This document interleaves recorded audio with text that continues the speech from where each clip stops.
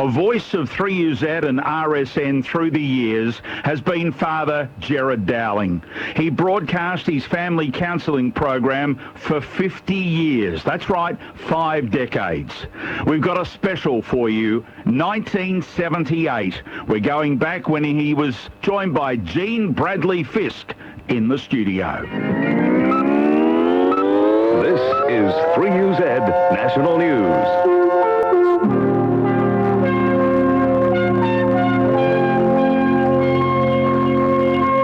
It's 9 o'clock. Good evening. I'm Ron Locke. It's continuing mild across the city. With half of Melbourne's service stations out of petrol in the wake of the tanker drivers' strike, Premier Dick Hamer says the drivers must attend the mass meeting scheduled for tomorrow. The Prime Minister, Malcolm Fraser, says the 1980s will be years of optimism, development and excitement for all Australians. In a broadcast to the nation this evening, Mr Fraser said only governments acting in partnership with all citizens could create the Australia of which we dream. He referred only briefly to unemployment. However, the Prime Minister said it was because of the government's concern for unemployment that it is prepared to work and take up hard work, unpopular decisions that it knows are right for Australia and Australians. And in golf, American Hale Irwin was today's $100,000 Main Nicholas PGA Championship winner by 8 strokes from Western Australian Graham Marsh at Royal Melbourne Golf Course. Melbourne's weather? A few showers persisting for Monday, but mainly fine conditions, a cool southerly breeze. Overnight low of 9, the top expected 16. On the bay, south to southwesterly winds would average 15 knots with mainly choppy seas. In Melbourne, it's 13.5 degrees. Ron Locke, 3UZ National News. Lord, make me an instrument of your peace. Where there is hatred, let me so love. Where there is injury, pardon. Where there is doubt, faith. Where there is despair, hope. Where there is darkness, light. And where there is sadness, joy. O Divine Master, grant that I may not so much seek to be consoled as to console, to be understood as to understand, to be loved as to love. For it is in giving that we receive, it is in pardoning that we are pardoned, and it is in dying that we are born to eternal life.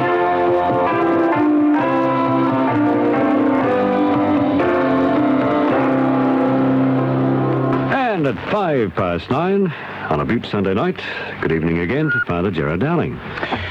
Good evening again to Jean Fisk and to all you people who are tuned to 3UZ. I find out from many of you that you listen to me in all sorts of circumstances and situations, so wherever you are at this moment and however you're feeling and so forth, you are most welcome to the Family Counsellor program, and I hope it will be very much your program. Maybe, you feel at times, well, nobody worries much about me, or I'm not very important. Well, I hope that at least in these 3 hours you feel that it's your program. And despite the petrol shortage, I had to go up to the country in the weekend. It's amazing how many people in huge cars just went flat out. They must have plenty of fuel to burn. Is there any fuel up the country? No. There isn't. None up there either? No, not to my knowledge. I suppose people, I think it's a time when people look after those who look after them. In other words, if people have got accounts, well, people will look after them. But the casual person who just sort of drifts in and wants some petrol, they'll say, come back later. Well, I'd like to pop in a greeting or two. Right at the very beginning, we're going to have a little examination in geography of Jean. Now, I bet you haven't been to this place. Where? Name it. Darrawit Gwym. How do you spell that? Now you've caught me. Oh, that's in Wales. That's Welsh. Darrawit. D-A-R-R. Yeah. I think it's I-E-W-I-T. Darrawit Gwym. It's just out of Kilmore. Or they would say Kilmore's just out of their place. I don't think I've been there. You haven't? Well, we'll have to organise perhaps some big concert for you there. At Darrawit Gwym, 2 very special people celebrated their golden wedding. Hazel and Brendan. Greetings to you. Congratulations. And delighted to know that you achieved that. Well, I was going to say milestone. We have to say kilometre stone now. And it's really wonderful. And it's a great occasion for you to rejoice with the family. And I'd like also, coming a little closer to Melbourne, in Preston, I'd like to greet some interesting people. I'm doing this greeting on behalf of Nadine. All right, Nadine, I've fulfilled your obligation, and I'm greeting your parents, Barbara and Brian, and your sister Joanne, and congratulating Joanne on her first communion today, and then sending special greetings also on behalf of Nadine to Maureen and Joe and Daniel, and also to Robert. Okay? And last but not least of this opening volley of greetings, down in Hyatt, Arthur and Jean, greetings to you. I hope you are well and in top form, as I am at the moment. And with those greetings attended to, and hopefully other ones that I won't forget, I do try to remember what people say and write it down, and sometimes something happens with all the bits of paper. But I think we shall attend to all the ones that we are going to attend to, and we've got some other special ones coming up shortly. But in the meantime, making sure that we got to people who might be going to bed, we're going to take the first call. At 9:09, our first call is from Christine. Hello, Christine. Hello, Father. Welcome to the program. Thank you. How are you? Right, thanks. That's nice to know. What would you like to talk about this evening? I'd like for you to pray for Mum, because she's not too well. All right. And I was asked to tell you about my Uncle Brian, which you're going to see later on in the month over in New Zealand. Am I? Yeah. Oh, that's good. You're presuming a lot. I'm hoping to visit people, but one never knows what's going to happen. At any rate, now we're going to pray for your mother. Yeah. Right. Now we better get all this attended to. Good. Now, mother's first name. Louise Mason. Louise. Right. And we're going to pray for Louise. Yeah. I'll be happy to do that. And things with you, Christine. All right, thanks. You go to school? At St. In? Boronia. Boronia. Yeah. Oh. What's the new church like? Nice? I still haven't seen it. But one of these days, God willing, I will have a look at it. Yeah. And it's nearer the street than the old church was, is it? Yeah. I in front of see. it. I see. What grade are you in? Grade 6. Grade 6. And where will you be going next year? To Mater Christi. Mater Christi, which means in English...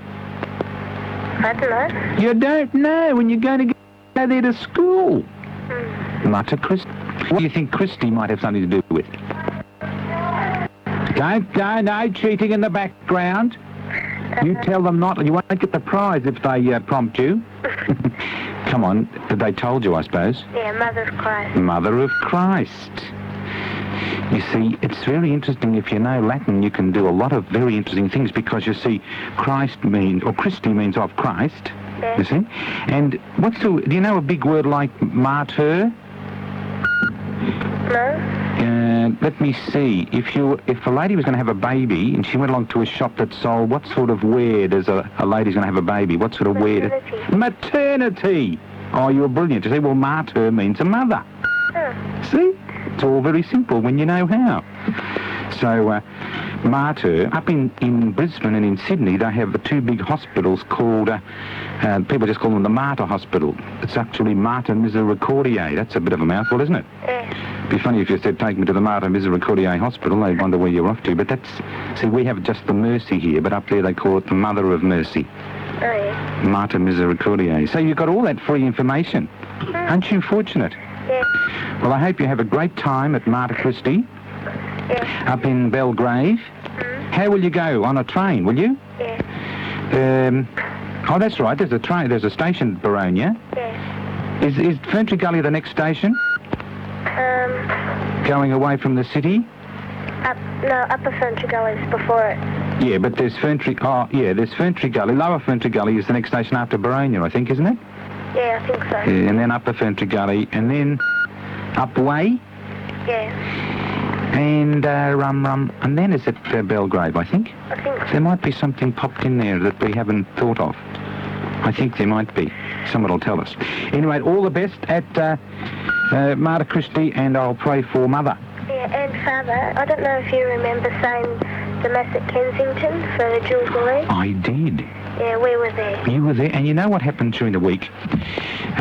You might remember that night afterwards I was advertising these spoons that were commemorating that event, and Mrs. Claire Boyce, who was sort of looking after those, she sent me this week a beautiful set of cufflinks with the Holy Rosary Church on them, so I'm really delighted. I can't wear them at the moment because I've got short sleeves. It's very hard to wear cufflinks with short sleeves, but when I'm wearing my long sleeves, I'll be able to wear them. And so you were at that Mass. Yeah. Wasn't it beautiful? Really great. Well, great to talk with you, Christine. Give my regards to them all at home there. Yeah. Okay. Bye now. Bye. Bye-bye. Time is 9:14. Family Council Program 6543211. Last week I was sending special greetings to my brother, and tonight, just to sort of even the register, I'm going to send greetings to Jean's brother. I'm standing at attention, and I'm saluting. Well done. As I'm sending greetings to Errol and Goni. Goni would be short for... Hilagonda, I think. Hilagonda. Yes, I'm pretty sure of that. Oh, that sounds very swish. And also Kelly and Tracy. Greetings to you all during your sojourn. He's off to in Malaya. Geelong. Well, they're all off to Malaya. Yes. Butterworth, is it? Butterworth, yeah. Very good. Because they've been there before, a number of years ago, and now they're going back. But now he's going back as an officer. No, gentlemen, that's why I saluted. Yes, well, I hope if I'm ever up in Butterworth that I'll get the right treatment. My mum would be listening too, and Dad. Oh, greetings to Dean's mum. You must be marvellous people to reduce such a son. Did you say reduce? Tremendous. Well, having into that greeting and that message and message of goodwill and bon voyage and so forth and so forth and so on, shall take a second call at 9:15. This is Debbie. Hello, Debbie. Hi, Father Dowling. I'd just like to congratulate you on your program. Isn't it thoughtful of you? You're very thoughtful. Thanks. Do I know you? No, I don't think so. We've not met. We haven't had that. I haven't had that privilege yet. No. One of these days, you never know. And do you listen to the program every week? Yes. Oh, that's lovely to know. And could you just pray for my family? Yes, Debbie, by all means. And for my teacher. Yes. Because she's getting married. Oh, is she? When's she getting married? In December. In December, after all the school's finished? Yes. All right. We'll put that down, yes. Do you know Melissa? She was on last week. I don't know Melissa, but if she was on last week, well, I know her on the radio sort of thing. Yeah, she just rang up for, because her mum's anniversary. Oh, yes, that's right. That's right. It was a wedding anniversary, wasn't it? Yeah. And what, do you go to school with her or something? Yeah, and she's at my house right now. Oh, is she? Yeah. Oh, having great times there. Good on you, Debbie. Well, I'll be happy to pray for those intentions. Yeah, thanks, Father. All right. Bye now. Bye. Bye. And 9:17 is 3UZ. Right. We've got all sorts of greetings here. I'd like to greet David and Francis and congratulate you on the arrival of your new daughter, Rebecca Diane. Got to be careful with Diane because some people say Diane and some say Diane and variations. It's like people will say Marie and Mari for this word that's spelt the same way. Or Janice and Janice. Very tricky. You've got to be very careful. And some people say Janet and some say Jeanette, although that's usually double T-E, isn't it? I like to try to get it exactly how people have it, then they're happy. All right, having made those people happy, and we have a greeting for another Diane. Well, actually, it's from Diane to all the OA members. You know what that is, don't you? No. Overeaters Anonymous says... I wouldn't know about that. Knocking off another roll there. Yeah, nice. I'm really trying at the moment. I'm hoping they're reasonably low calorie. Yeah, you'd say that about anything. Got a cream puff. All right, we'll keep moving along. Oh, and perhaps at this early stage, because we want to get it in before people go to sleep, but there's a very special person in the Colac Hospital. I'll just refer to her as Nana. And Lee, your grandson, sends very warm greetings to you and hopes that you are well and that you respond to treatment and that you're out of hospital shortly. All right? I've been there. I've been everywhere, man. I reckon if you have your own there. show like this, you should have the theme, you know. That should be the interesting thing. You were born in the Colac Hospital, yes. Have they got a sort of memorial plaque there? No, but they've got a memorial bust of the man who delivered me. A memorial bus? Yes. Bus or bust? Bust. Bust. I see. Because he delivered you... Of course. Wasn't that the reason that it? No, it was because of the wonderful work he did. Oh, yes. Dr. Doig. Dr. Doig. I see. And among his many great achievements was that he brought you into the world. And I'm so happy. Oh, that's good. And is he still alive? No. Oh, I see. So he's got a sort of a bronze bust. What, inside the hospital, outside in the ground? Just inside the main entrance. Well, next time I go to Colac, I shall lay a wreath there. We have a call before... I think we might take a quickie. A quick one. Here's Paul. Here's Paul. Yes. Hello, Paul. Good, thank you. That's good. I didn't ask how you are, but now that you've given the answer, I shall ask the question. Yes, I'm Paul John Churchill. Paul? John Churchill. Paul John... Churchill. Churchill? Yeah. I see. Are you related to Sir Winston? Oh, I don't think so. You don't think so? No. No. Yeah, but we did have a dog called Winston. Well, that's a pretty good link. Yeah. You had a dog called Winston? Yeah. Well, that's a fine name to give a dog in the Churchill family and call it Winston. Well, you did have. You haven't got it now? No, he died of ringworms. Oh, I see. Was pretty... I only had him for one night. Gene's just finished eating a roll. No, he's halfway through and he's got ringworms now. Yeah. The dog had ringworms? Yeah. And what did happen to it? You had it They put took him down to the vet and they put him to sleep. Oh, I see. Yeah. Oh, and do you have another dog now? No. Oh, I see. We did have we've had 3 dogs altogether. You've had 3? Dogs called Winston. All called Winston? Everyone was called Winston? No, and one was called Winnie. Winnie? Yeah. Oh, that was his sort of wife's name, wasn't it? Winnie Churchill. Yeah. I think they called her that, wasn't it? Yeah. I think? I don't know. Yeah. And, well, it's nice to have you on the program. What would you like to talk about, Paul? Oh, I just come to... I haven't been ringing up for 2 months. Oh, you've rung up before? Now, 2 years. You've rung up before? No, this is my first time. Oh, yeah. What did you say about 2 years? 2 months. I'm sorry. It was 2 months. Oh, you rang up 2 months ago? Yeah. Oh, good. And Dad died. And... Oh, about 2 months ago, was it? Yeah. Oh, and how's everybody been getting along since then? Oh, Mum hasn't been too well. No, it's a difficult time, isn't it? Yeah. Especially for Mum, because she would be missing Dad terribly, wouldn't she? Yes. Yeah, and who else, besides you and Mum, Paul, who else is in the family? There's Mum, me, and we've got a daughter staying. Oh, just you're the only child? Yes. Oh, I see. And well, you are looking after Mum and doing your best, aren't you? Yes. And you're at school? Yes, I go to a special school in Heaverdale. Oh, do you? Yes. In Heatherdale. That'd be... Where would Heatherdale be? It's in between Mithen and Nuttawading. Oh, Heatherdale. I haven't heard of that before. I was thinking of that place as... I was thinking it would be down near Cheltenham somewhere.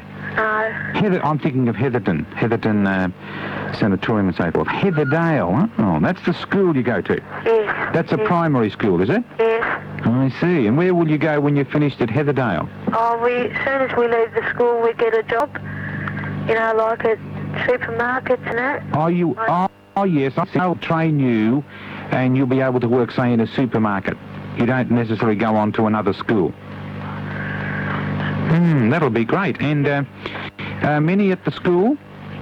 Oh, in our grade there's about 12 or 13. Oh. No, in a grade, because it's only a small grade, and I get special teaching. Isn't that beaut? Yeah. Well, you sound like you're responding to the teaching because you speak very well. Yes. And that's something you've learned, and that's really beaut.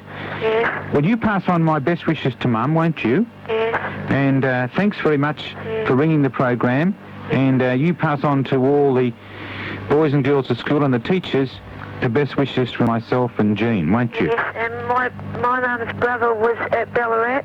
Was she? Was he, rather? Murphy. Your mother's brother was at Ballarat? Yeah, at Father Michael Murphy. Oh, I see. Could you remember him? I'm just trying to place him. Doesn't ring a bell at the minute. It'll probably the penny will drop and I'll remember. I'll have to put that down here so I can think that out. Yeah. Father Michael Murphy. He's probably a redemptorist father or something like that, you see. Yeah. Good. All right. Well, I'll see if I can recall him later on. Thank you, Paul. Yes, okay. Good to have you on the program. Yeah, I'll just put on to my mum to see then. Oh, your mum's going to have a word. Yeah, okay. Good. My father? Hi. All right. That's good. Father Dowling. That's right. The one and only. Would I would ever get on to you? Oh, is that right? Yes. I live at Ringwood. Ringwood. Yes. And the funny thing, my brother went to Pat's College at Ballarat. Did he? Michael Murphy. Was... I've been trying for 2 years to get on to you because my husband was given the gift of faith. He's dead. Oh, that's marvellous, isn't it? And that was 2 years ago he died. Yes. Yes. And I have 2 sisters in the convent. One has done 9 years in New Guinea, and the other one is in Western Australia. And they'll be coming back here to Melbourne in the new year. Oh, that'll be great for you, won't it? Yes. Is your brother in an order? No, he wasn't. He was a parish priest at Dubbo, and he passed away. Oh, I see. He wasn't in Victoria. He was a parish priest at Dubbo. A very humble, loving person. That's great. That's really marvellous. Well, I hope you have a wonderful time when your sisters are in Melbourne. Yes. And very nice to talk with you. Yes. That's very good. And it's very nice to talk with you. Good. And, oh, yeah, Paul, he said, he wants you to know that Dad was a Catholic. Yes, you just told me that. On his death. That's good. A dear boy. Isn't it lovely to be able to get on to you? Well, now, would you remember Michael John Churchill at the end of your... I will. Michael John Churchill and Father Michael Murphy. I'm just writing those down. Okay, shall do that. Yes. Nice to talk with you. Yes. Bye now. Carmel Churchill. Thank you Good, very Carmel. much. Bye now. I said it's 26. I said it's 26 past 9. Melbourne, Sunday. Father Gerard Dowling presents Nemo on Media.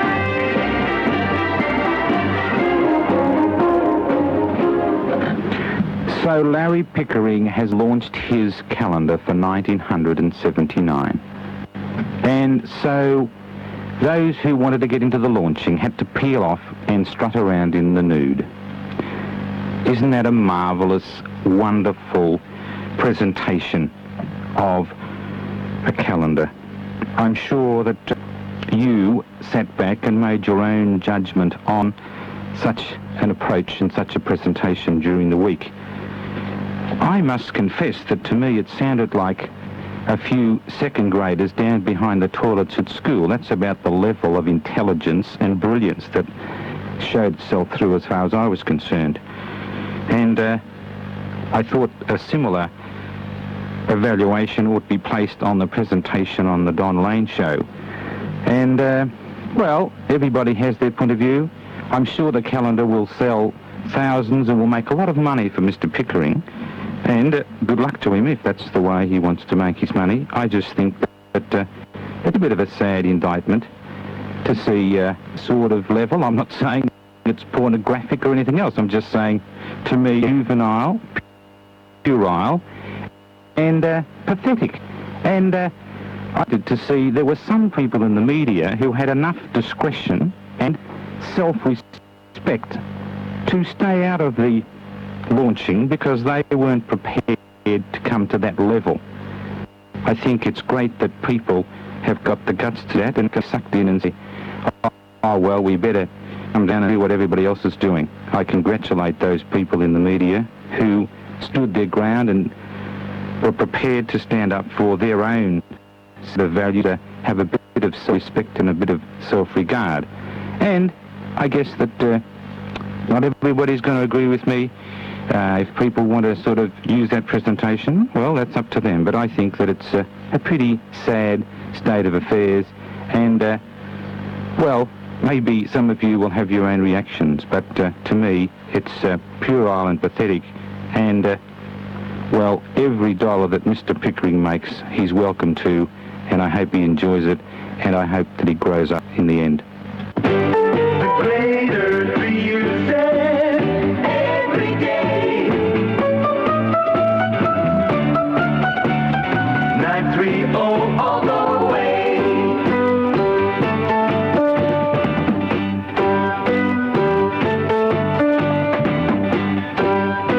Right, now it's 9:30, 3UZ. How are you, Father? I've come back from outer space. Yes, we've lost some of it. We don't know what we lost. Might have been one of those UF thingos. It might have been. Might have been from... might have been Mr. Pickering. I don't know what happened. Yes, well, after the meme on the media, there was Oh, I see. a blank, they told There me. was sort of a reaction. They were reading my mind. It was a blank. What were you saying? Well, I was saying that I was greeting Les and also greeting Henrietta, and I was wishing all the people who are doing HSC all the very best, because those exams start tomorrow. And a couple of people that I happen to know, Kathy from Essen, who's doing HSC, and also Joey. That sounds funny, but however, it's Joey, it's a girl. Who lives out in Preston. I hope that you are calm and relaxed and perform very well. I used to hate doing exams. Oh, those 3 hours all alone, a pen and a piece of paper. But I'm sure that you will all do very well, and at least do your best. That's the main thing. And I hope you all come through satisfactorily. I don't suppose everybody can get A's and B's, and not everybody can pass, but, well, you've put in, hopefully, a hard year's work, and now you can do your best and coast home to the judge, as I say, on a winning streak. All right. Everything is under control at 28 to 10, a call? We hope. Karen. Hello, Karen. Hi, Father. How are you? All right, thank you. How are you? Well, I'm reasonable.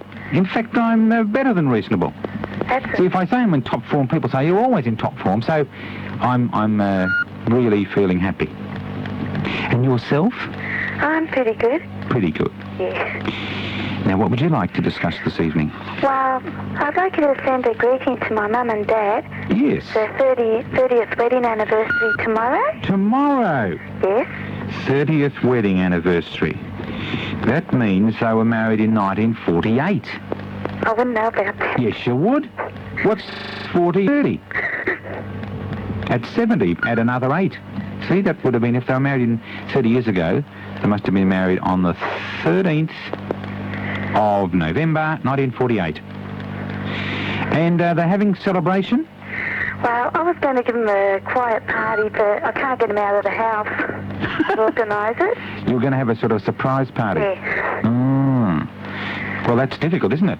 Yeah. It's hard to have a surprise party if the people you're going to surprise are still around.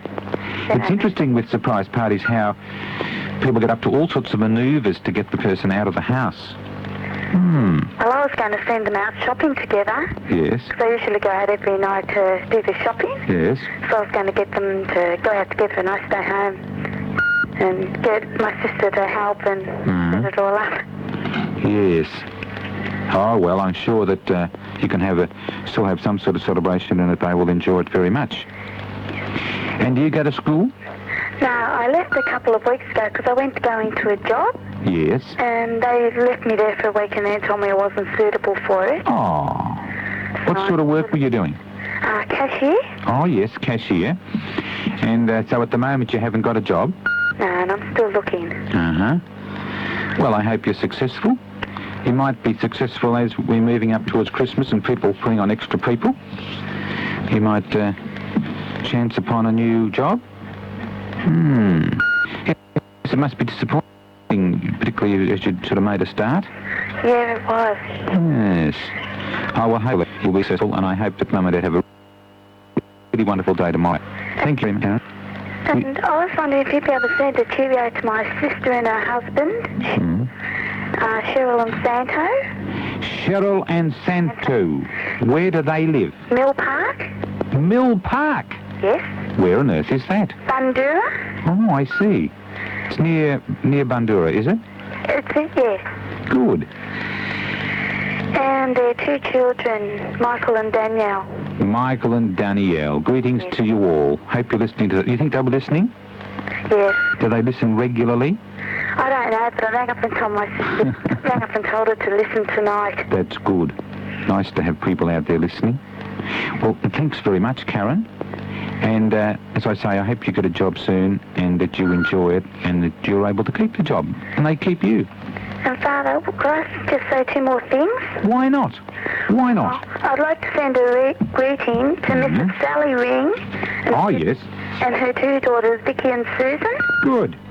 And one to my sister Alison. Yes.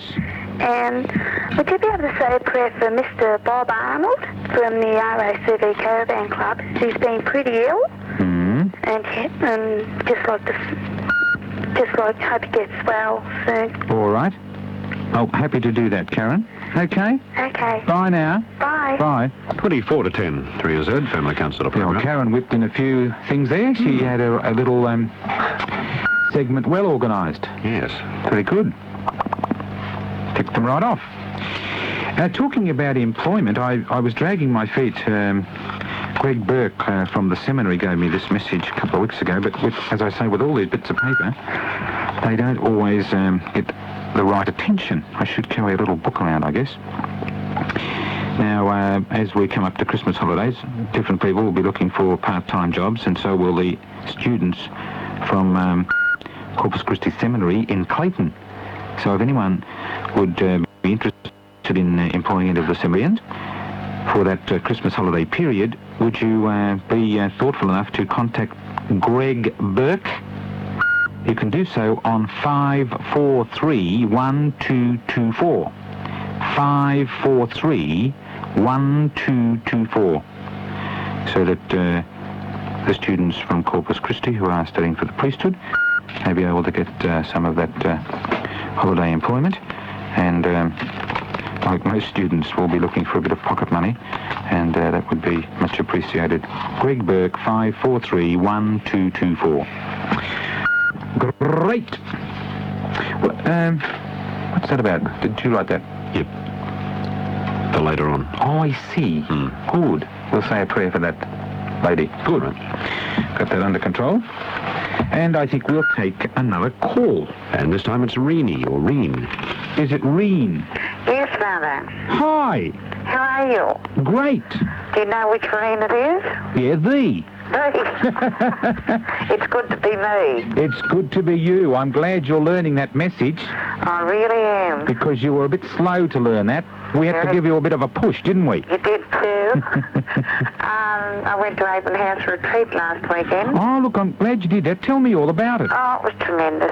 Let's explain to people. I've learned that you take nothing for granted, and so we should explain to the listeners who don't know that there's this organisation for, we generally refer to them as lone people. It's mostly centred around the eastern suburbs, around Burwood, and last, what about May, wasn't it? June you did one. June I led a weekend, and last weekend they had another one, also at Millgrove, led by Father Wally Sylvester. That right? That's correct. Now tell us all about it. Oh, it was tremendous, Father. Great. Really tremendous. The thing was alone, not alone. That's right. I remember them telling me that was going to be the case. Very thought-provoking. Yes. But it was a tremendous weekend. Excellent. Well attended. I think they tried to keep the numbers down a wee bit, didn't they? They did, but I don't know whether they're terribly successful, really. Oh, no, I wouldn't have missed it for anything. That's good. And funnily enough, the book you gave me, It's Good to Be Me, Yes. it was discussed in the oratory. Yes. By Sister Patricia, who'd also made the tape of the prayer of affirmation. Oh, yes. So we just went in, myself and another lass went in and sat, you know. Yes. And I got quite a few answers in the discussion and in the talk without asking a question. There you are. That's pretty handy, isn't it? Tremendous. I suppose the HSC people will be hoping they'll come up with some answers like that tomorrow. No, it was a wonderful weekend, and I thought, well, I must ring you, and it's nice to talk to you again. Nice to talk with you. And you did help. Great. Delighted to know, and I'm glad that you've shared that information, because I'm looking forward to conducting another one next year. It's going to be in March. Yes. We're having one, so... Yeah, I'll be in that too. That'll be great. No, it's a lovely weekend, a beautiful place. Yeah, well, apparently this one is... They're switching venues for this one. I'm not sure... No, we didn't know last weekend where it was going to be. No, it's going to be... I think it's the National Fitness Council, their place, but... Where's that? Up in Mount Evelyn. I think that's where it is. I shouldn't speak out of turn, but I'm pretty sure that's what they were planning to have it at. It's got another course now. I'd never driven that far before. It was... Oh, yeah, that's much further out, Millgrove, but this one's... No, it was lovely. That's good. Oh, yes, right, you... Yeah, that's right. Yes, Good. no, I had to cancel out of the other one. I was booked in for the previous one. That's right. I was just thinking that you weren't at the other one. No, that's right. Yeah, that's good. You couldn't compare them. I don't know. Your name come up quite a lot. No, that's just being facetious, as they say. Huh? I know just what you mean. Oh, no, everybody, it's interesting it's because... all individual. That's right. You can't... Right. I mean, everyone's an individual in his own right, really. That's right, and everybody has something to contribute differently. That's right, and I mean, they're such a tremendous group. I remember hearing I've probably told it before, that funny story about the priest who was leaving a particular parish and they had a farewell, and this old lady came up and she was, really tearful and sobbing away, and she said, oh, it's just terrible to see you going. And he said, look, don't get upset. He said, you'll probably get someone better. And she said, that's what I said last time. That's about the process. Father Sylvester and Father Kenny. Father Kenny said the Massive Reconciliation. Oh, yes. Oh, no. Well, he helped last time too. Oh, isn't he tremendous, Father? Very good. And Father Sylvester said the final Mass on the Sunday, but I mean, you couldn't compare the two. They were just so marvellous. Yeah. So totally different, but so beautiful. That's right. Good on you. And the girls do a wonderful job. Those they're dedicated, aren't they? Judy, Margaret and young Aileen. And I mean, the people you meet, you think you've got problems, but heck, no way. Yeah, well, you met with a few problems, and to be able to share, that's right. To be able to listen. Good. It was tremendous. Anyhow, Father, I'd love some prayers. Okay. For Dr. John, being operated on the Alpha tomorrow, a very serious operation. Prayers for special intention for a priest. I've got a mile of them. And I'd like prayers for all priests, especially those who are ill. And for Kathy and Elizabeth, prayers for the success in their upcoming exams. Yes. That's about it. Good. Say one for me if you've got a spare minute. I'll even do that. Thank you, Father. Okay, It was ma'am. lovely talking to you and look forward to the next one. Okay. Thank you. Bye now. 3OZ Family Counsellor program time is 17 to 10. Believing that more things are wrought by prayer than this world dreams of, and appreciating the needs for God's assistance in all the circumstances of life, Father Gerard Dowling shares prayer power with you.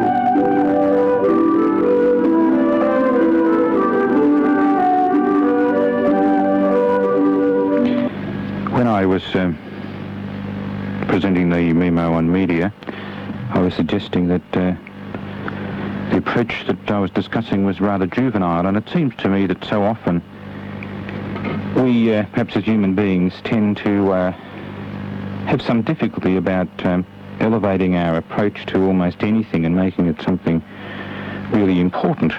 And so maybe the prayer power that I'm sharing with you tonight may sound initially rather unusual, but I'm presenting it with sincerity, and it's a prayer power that I've wanted to present for a long time, and I hope that it will be taken, as I say, in the right spirit, and maybe even be helpful to you at some appropriate moment. It has, believe it or not, the title, I'm in the Loo. I must confess that I feel a bit strange about this prayer. I suppose I shouldn't be, Lord, but I do. I guess it's because I'm in the loo, and because nowhere have I seen mention of praying in the toilet, WC, or whatever people like to call it. But when I come to think about it, Jesus, there shouldn't be any objection, since praying should be appropriate in any time and any circumstance. And that includes where I am now. Some people would be shocked at the very suggestion of talking to you in this situation. But to me, that's a ridiculous attitude. It's even irreverent, since it suggests that such functions are somehow just not quite right. Jesus, if it's okay for people to sit here and think, to listen to the transistor, or to read a book, surely it's an even better idea to pray. So while I have this time to myself, I want to say how grateful I am that I'm alive, that I have good health, and that I have all my faculties. I say thanks too for such simple things as the food that I have to eat and the clothing that I have to wear. Please don't let me take them for granted, but to appreciate them and to use them well. Help me to be fully alive and to see every aspect of my life as important and necessary in its own way. May I never look down in any way on any human function, but found all is led by our Heavenly Father towards a complete and enjoyable experience of life in this world. And now, in this dialogue form which I've used before, I give Jesus' reply. My friend, how right you are to pray where you are. No moment of your life should be closed to praying. Everything about you, as you were fashioned by our Father, has a beauty and a purpose, even the eliminative process.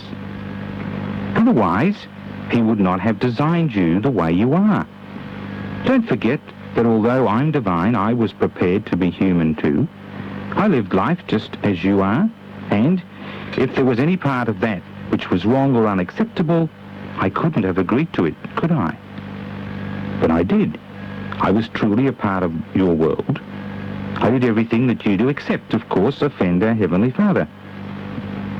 Where you are now, and what's happening to you at this moment, are fine and healthy, and are meant for your well-being. So, put this opportunity to good purpose. Think positive thoughts. Have love in your heart for others, above all, for our Heavenly Father. And when you are finished, your time won't have been wasted. The pause will have benefited you physically, mentally, and spiritually, and you'll return to the other functions of life with a new enthusiasm. If you would like a copy of tonight's prayer power, it will be available free this week from the Central Catholic Library Bookshop, 343 Elizabeth Street, Melbourne. 12 to 10, Family Counsellor Program. For you, Ed. Right. I think we shall sail on with a call or two. Oh, hey, and on the line is Nadine. Hello, Father. Hello, Nadine. Fancy you sneaking in tonight. You were telling me that you could never get on, that you wore your finger out last time. Dialing and dialing and dialing. I did. How did you get on? Did you have some little smart technique? I don't know. You just hit the jackpot. Yep. Lovely to talk with you. Why do I say that? That probably sounds... See, people say, oh, he's got to say that. But why do I say that? Do you know why I say that? What? Because you are the sort of a person who brings joy to people. Do you know that? No. You do? I think you're a very joyful, sort of happy person. Do you think you are mostly? I don't know. I think you are. I find that's what you like. And I think that sometimes people can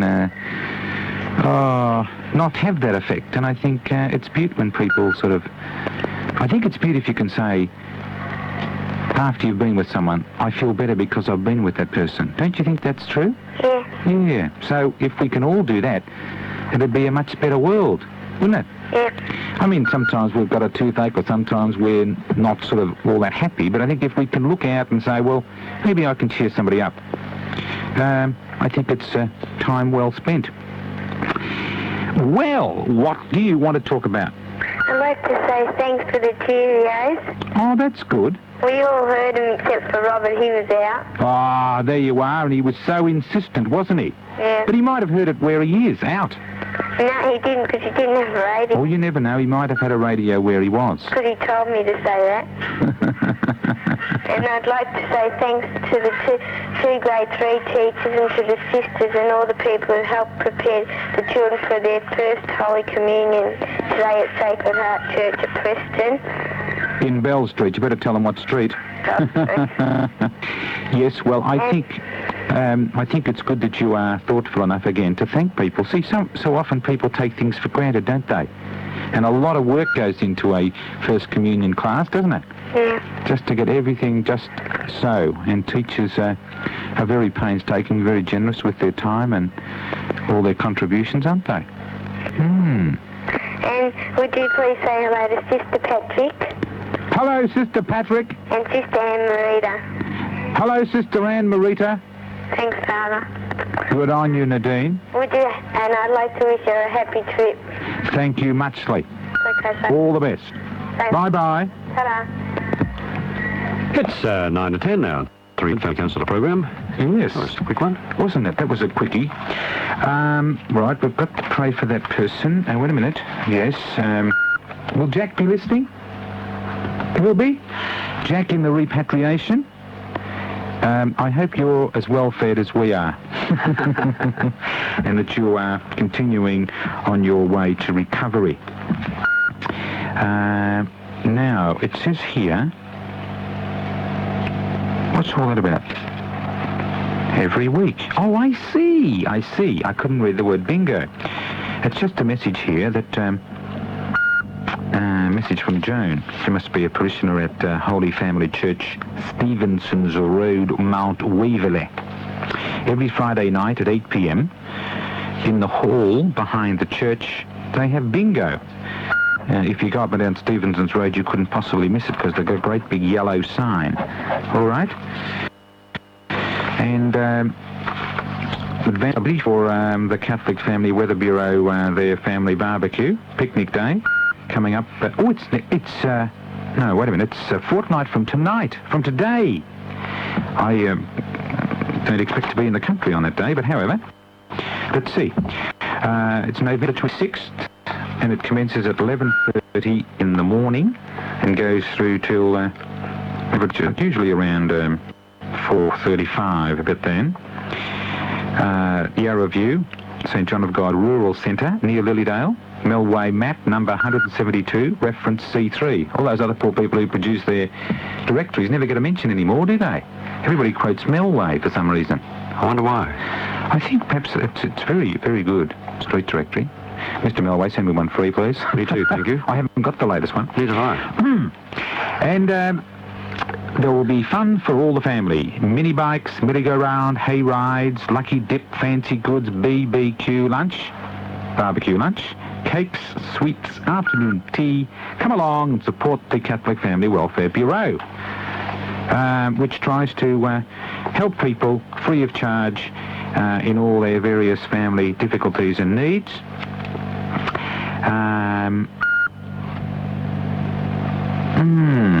Right. I'm getting directions on that.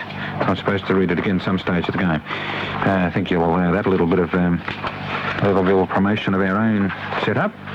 Now, right, see, it's just after 7 to 10. I'm talking to Donna. Hello, Donna. Hello, Father. Welcome. Thank you. How art thou? Good, thank you. That's nice to know. Is there something particular you'd like to discuss this evening? Yes, my brother's doing his HSC exam. Oh. I'd like you to pray for him. Has he worn out his fingers? I don't know. He's not a nail-biting type. He's relaxed and at ease, is he? Yes. That's good. I was always a nervous wreck. Used to get... And I'd be learning all those last little bits as I was going to the exam room. Learning them off, hoping that bit I'd learnt off was in the exam. Do they have English tomorrow? The old days it used to be English first up. Do they have... Do you know? It's an English expression exam. Yeah, I think they have that because everybody does that, I think, and then that's finished. That's tomorrow. Yes.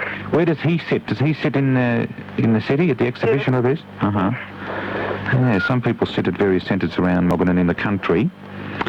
What's his first name? Paul. Paul. Okie dokie. He didn't want me to say that, and he's laughing. He's laughing, is he? Yeah, because he goes to St Bernard's and he thinks all his friends will be listening. Oh, we had a beautiful mass for the deceased brothers and collegians on Saturday at St Bernard's, and it was really most moving and very meaningful, and the grounds at St Bernard's look absolutely superb. All the work that's gone in over the years, planting trees and shrubs and flowers, just really bearing fruit. It looks superb.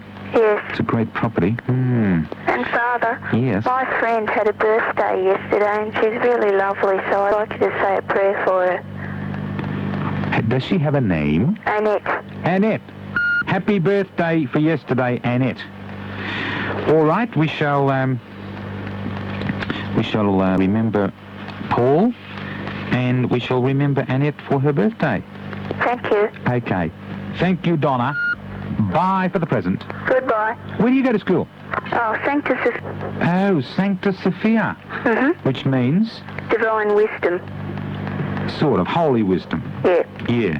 Well, I hope you've got plenty of that.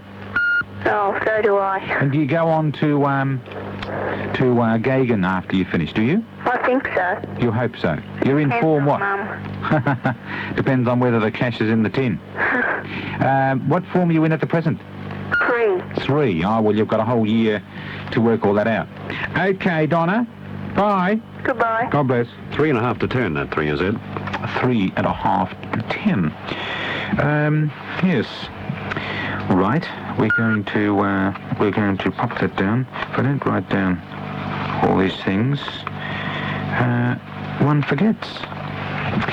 Right. We shall see if we can get through a couple more calls even before 10. At 3 to 10, here's Bridget. Hello, Bridget. Oh, hello. Hello, darling. Yes, Bridget. Welcome to the program. Oh, thank you.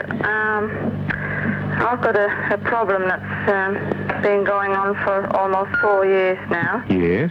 Are we on the air now? We are. Oh, and we've had a problem with these next door neighbours. I don't mention any names, I know that, because we could all be in trouble. Yes. We've had constant harassment. Yeah. There's 4 teenage lads, the two eldest have been in and out of Tirana. And they've been up for all sorts of assaults and rape and what have you. And they seem to let them out now and again. The mother's completely off her head. And the local police, they do their very best, you know, to help. You know, when, for instance, now, if something happens after hours, you've got to ring D24. By the time they get here, because they're overloaded with work, and by the time they get here, the incident has, you know, been finished and done with. And these people have so much experience with the police anyway, that they know this sort of thing can happen, and they constantly chant, we can do what we like and you can do nothing about it, sort of thing. We've had, myself, I approached the mother a couple of years ago that I asked her why, you know, did we do something to sort of hurt her feelings, or why was this constant harassment and provocation going on? And her reply to that was, you know, effing bitch, I'll kill you, and she threw a bike at me. I didn't need hospitalisation, so I suppose it was considered a minor thing. The CIB charged her, and she was bound to the peace for 12 months on a small, few dollars bond. The thing is that it's getting continuously worse because her second husband has left her because it was affecting his health, because she wouldn't let him sort of try to supervise. He was taking a genuine interest in the boys, and she didn't want him to interfere, so he said, well, I just take it. It's probably getting pretty pissed. Look, can you hold on? We've got a break for the news. Yes. All right, just hold on there. And after news, of course, back will be on air then for John Allison Monkhouse, funeral directors, and also we'll be on air down there at Hamilton on Radio 3HA. So we'll see you then. This is Sean Cosgrove, remembering the days of the old 3UZ. John Russell. Well, I joined Bert at 3UZ, which was the old concrete station at that time. We had a great association after about 23 years when Bert became ill and had to retire, of course. I got the job there as the leading caller, and the Golden Black was my first Melbourne Cup call, which was a great thrill. Golden Black just in front. Golden Black will win the cup. Does it seem like yesterday? Does it bring back vivid memories when you hear that call? It certainly does, yes. It was a wonderful day. The sun was shining and everything went to perfection. From 3UZ to RSN Racing and Sport, happy 100th birthday. March 2025 brought up 100 years of broadcasting through 3UZ and RSN, and we celebrated in such a big way at our brand new studios.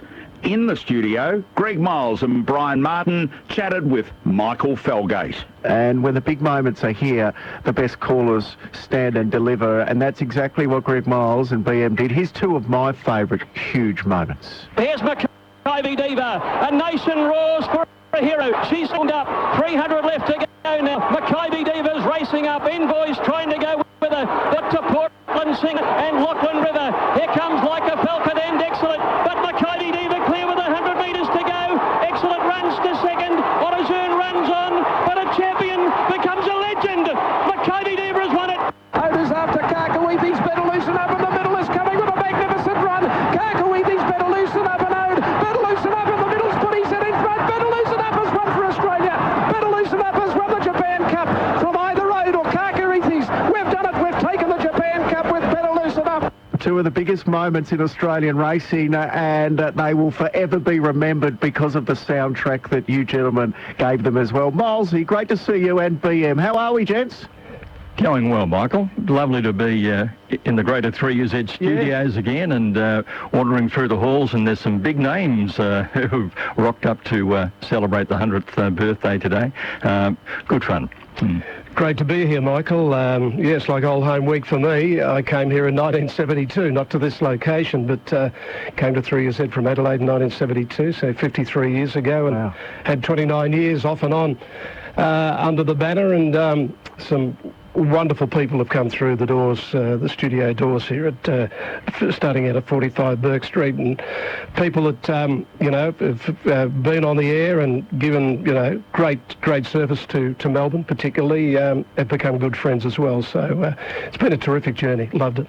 It is quite incredible, Greg, when you see all the people that are out here today, and you see the photo board. Yes, the photo board before it. It was such an honour to have a chat to Paddy Newton, and we played a little bit of Bert back in the day when it was it was more of a variety radio station back then with the huge names that were here. It was quite incredible. Yeah, absolutely. And, you know, we owe a lot to RSN and 3UZ.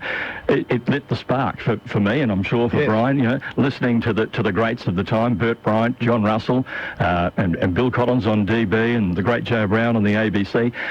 They fueled the fire for us to become race callers, you know. Without that happening, you know, we don't exist. So Greg, and I think I speak on behalf of you. We had great mentors. We came through an era of working under these people, the people you just mentioned. Bert Bryant gave me a job. Johnny Russell was one of my best friends.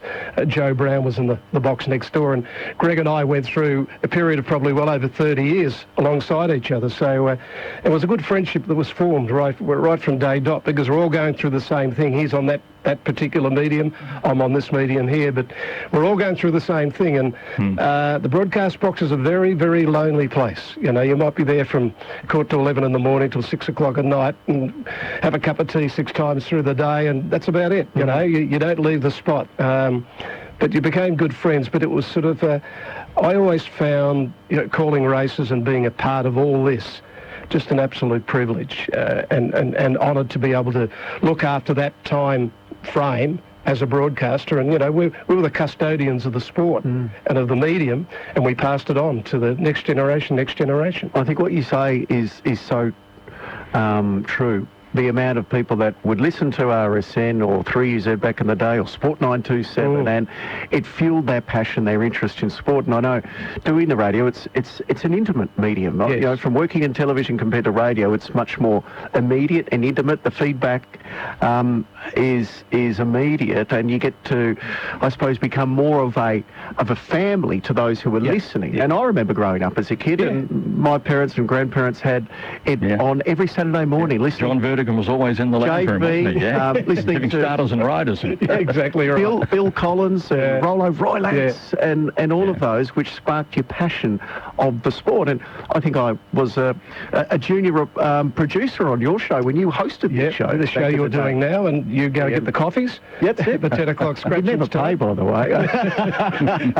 You were very generous, Michael. But one thing that I do remember in my time, right from back in, you know, in Burke Street, and then we came to Carlton, we always had a lot of fun, and even off air, most of the staff did mix. So we had big, you know, birthdays and different things like that. So we go to John Vertigan's place in Mount Waverley and stay all night, you know. And Nancy Helmore was another part of the 3Z days as the sports manager, and all those people were great friends. We always had a ball, and it was easy work. It was easy to work because they were all fine folk, and that was the beauty of it. SMS's here saying Redoute's digs, lunges and wins, best call ever. I loved when the earth starts to rumble. Iconic words from Beauty, Might and Power. From BM. Lex says, I've been listening to 3UZ 927 for 60 years plus. A great radio station with fantastic presenters over the years. Congrats to all. And another one at 87, Don McDermott says, my radio has never been off 3UZ or RSN. That's good. Don and Glen. Right, good on you, Don. Yeah. Great to see you, gentlemen. Enjoy the festivities. There's a lot of luminaries out there. We'll go out a little later and have a chat to all the others, but good to see two of the most iconic callers anywhere in the world. Good on you, Mike. Good to be here, mate. Brian Martin and Greg Miles. You get the sound of the 60s on 3UZ around the clock each day. This is Gillette for 3UZ from the stage of Festival Hall in Melbourne by arrangement with Stadiums Limited. On a national network of 48 stations throughout the width and breadth of Australia, we present the grand final of Hoadley's National Battle of the Sound.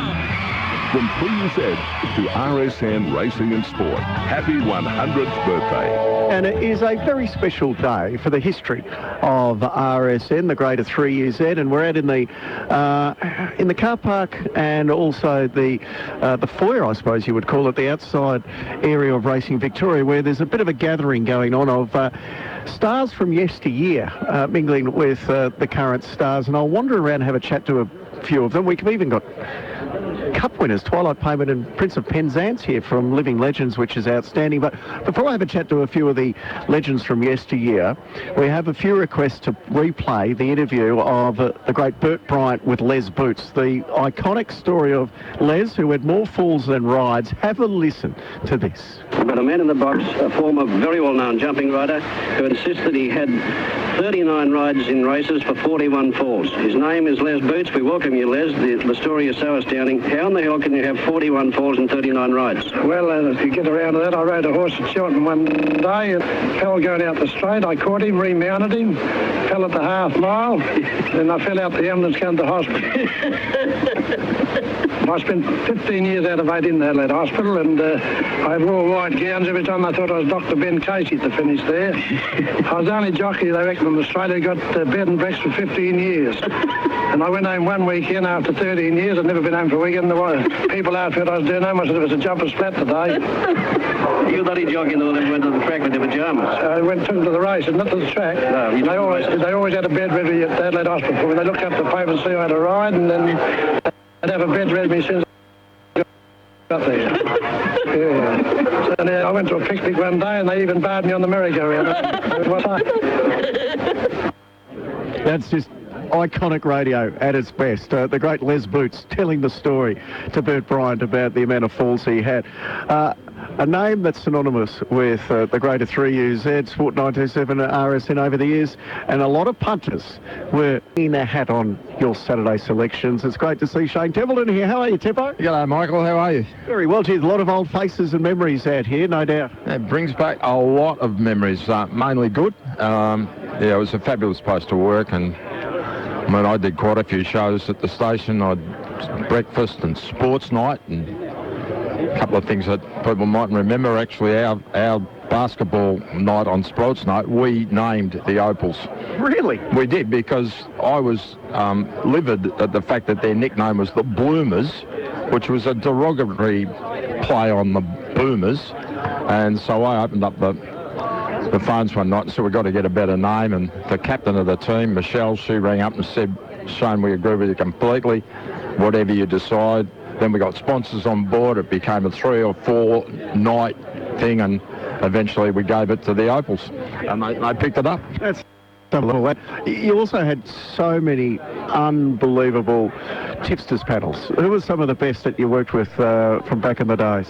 Oh, well, we just, it was... the great highlight of my radio life was working with Bill Collins. I mean, you know, when I was a kid, I wanted to be a caller like a lot of other people. I finished up coming in through the print side, but Bert and Bill were just it, you know, and eventually I started with Bill on DB, but we then moved to UZ. We became UZ, and just working with him was a highlight, you know, and to get to meet Bert Newton through the same area, two of the best talents I've ever seen in my life, and here I can say I worked with them. Well, it's unbelievable. Good to see you here, Shane. So many memories of this station for so long. Thanks a lot, mate. Shane Templeton joining us over there. Wander over here. He's the great Neil Donnelly. Now, Neil Donnelly used to be my boss when I first started working here, and he was the senior producer. I was the junior. How are you, Neil? I'm well, Michael. Good to see you still alive and well. I tell you, there's a lot of heads here that surprised us today. It's been a great morning, yeah. What's your history? Do you remember when you first started doing some stuff? I do. I got a phone call. I just left the Herald Sun. I'd been there 16 years, working in the racing room there.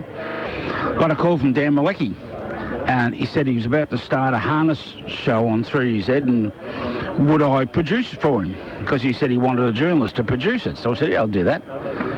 So that was my first introduction to the station. I produced the Pacing Extra show on a Friday night, which you may or may not recall, and that just got bigger and bigger. Next thing I was producing your show, which I did for 15 years, and whenever anyone went on holidays, I hosted your show, the night show, the morning show, everything at some stage, and hosted all the harness shows and with Adam Hamilton and Hutchie and all the guys, and 20 years I was there. It was fantastic. Yeah. And the photo boards that are over there, we'll put up on the RSN socials for everyone to have a look at.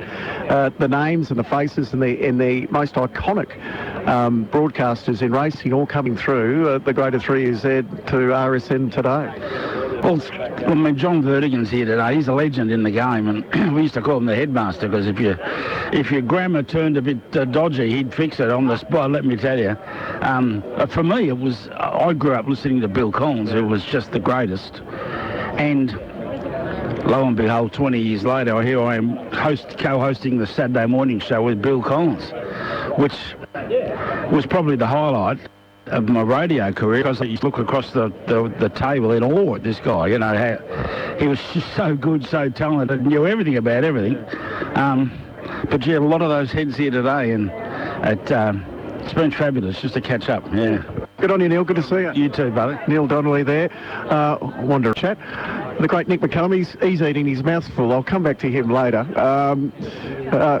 Now have a look at these two superstars over here. We've got the Hawk, Ron Hawkswell. How are you, Ron? Yeah, good, thanks, Mike. And TJ Tony Jones. How are you, Tony? Good, mate. How are you going? Yeah, very well. This is such a wander down memory lane. It's unbelievable, the history of this station, the people that have worked here. Well, I was just saying to Ronnie then that I'm here, well, as a former co-host of the breakfast show. In fact, I was looking around the amount of people here. There's more people here than we actually had as an audience when Chriso and I did the show.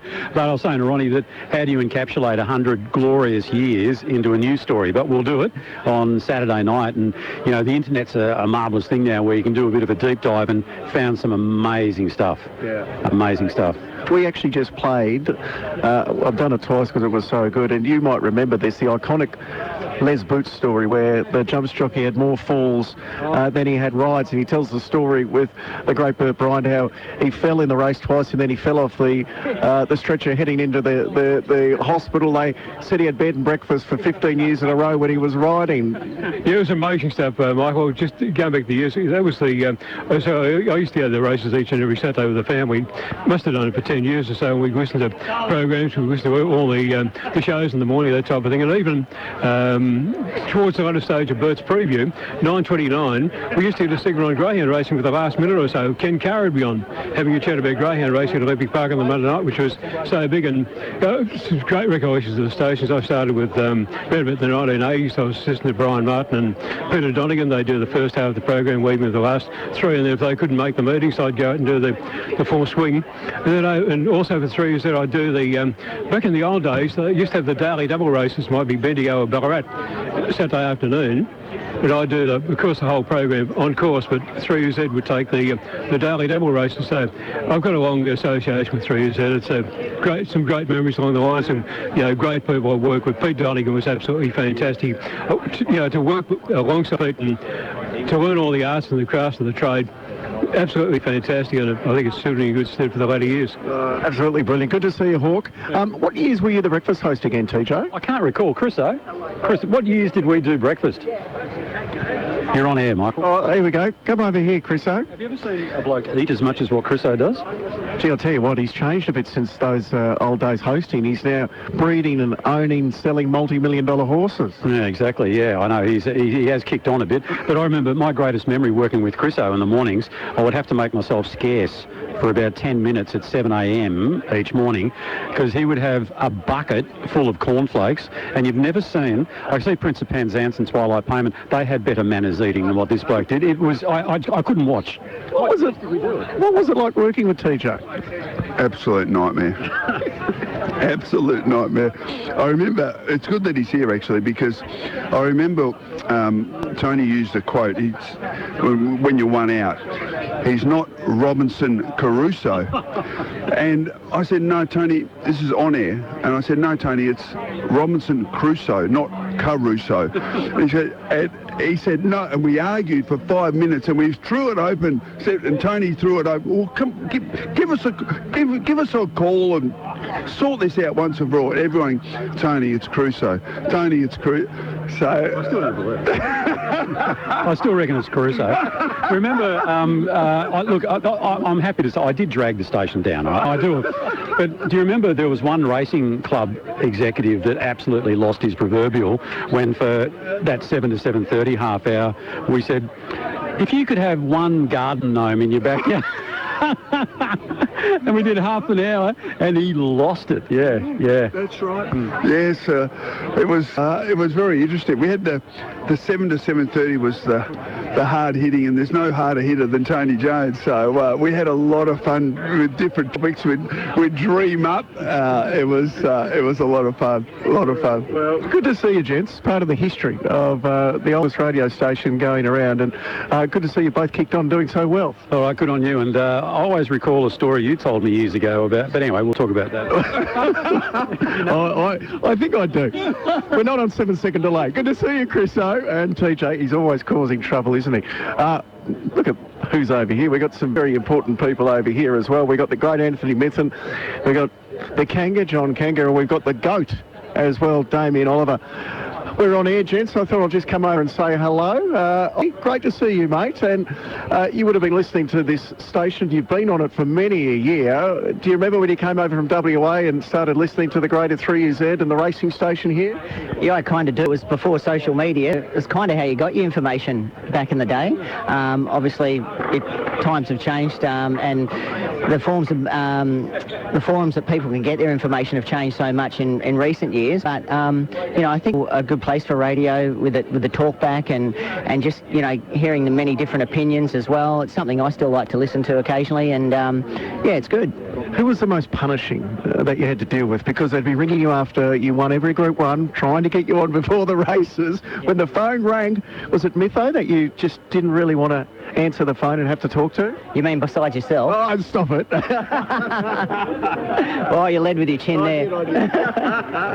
Oh, look, here he is, Mitho here. How are you, mate? Yes, good, Mickey. How are you? How long did you spend on air here? Well, the mornings that I actually got myself out of bed and drove from Geelong to there were 3 years worth of trying to do that, and suddenly I realised after 3 years, I think the morning that I missed, and Chris had to cover for me for about the 5th time that year, I missed the shift on the Friday before Grand Final. I realised I can't be a father to 3, a start-up business operator in Rosemont, on the Richmond board, calling the footy on the weekends. I had a bit going on, so something had to give. But I remember the management team actually saying to me, look, we need a bit of a meeting, I think. And I knew exactly what the meeting was about. I jumped the gun and said, listen, I don't think I need a contract for next year. I can't do it all. So it was a great 3 years. I loved it. And great to see Leon Wiegard here. I saw him in the street only a few months ago in Fitzroy, his beloved Fitzroy.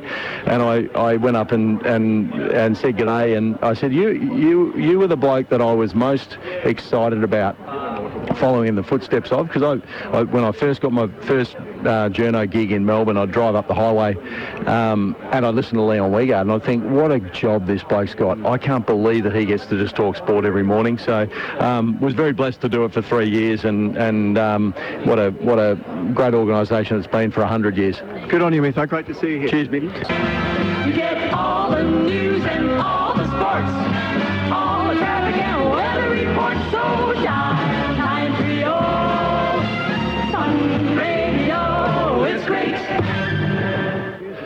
We've got to bring those jingles back. They are outstanding. I could listen to them all day long. One man who remembers them very well is Matt Hill, and also Adam Hamilton, who are here, two of the great voices of this radio station over the last decade and further. Matt, great to see you out here. I know you are an absolute aficionado of all broadcasting on radio. How much has this station meant to your life growing up? Well, it was the soundtrack of my upbringing. In fact, even to stand with Adam. I mean, I remember it was the schedule, wasn't it? From 5 to 7 was the Thoroughbred with Shelley Hancock's, and then from 5 to 7 on a Wednesday was Chasing Extra with the Hawk, and then You Lunatics on Pacing Extra on a Friday between 5 and 7, and then of course BM on a Saturday with the racing coverage. So that was the the childhood dream of wanting to be on RSN, and it seems was a short time ago, but I can even remember on a Thursday afternoon, the fields would drop for the races on a Saturday, and BM would literally have to read the fields out from the barrier to jockey to the horses, and that would be in the mid-90s. So we've come a long way in 30 years, but some of the voices that are here today, I mean, I can represent obviously the race calling art, and Brian Martin was taking over from people like John Russell and Ray Benson and Bill Collins, and then of course Greg Miles after that. But then there's the race coordination art as well, with Brian Mazzoletti, John Vertican, John Brown. Great voices, Adam, great voices. Unbelievable voices, and they're the people that we knew, and the public knew to some extent, but they never got the kudos for the great work they did they? So it's been an incredible day of walking down memory lane today, so and it sort of makes you feel pretty privileged to have been part of it, particularly when you hear, you know, Paddy Newton talking about the, you know, I mean, I started well after the absolute heyday, the Hollywood days almost of the radio station that it was, but you were continually reminded of that because there were so many people that crossed over from the real entertainment days of the station into the sport and racing station it's become. And of course, I remember the days, and that's when you were a young buck, obviously, with the trots and correct weight on a Sunday morning. You started that. You know, if you wanted to know who won the fourth race at Warragul, the only one way to know was to listen to RSN. There was no such thing as Sky Racing in the homes back then in the 80s and 90s. So radio was king.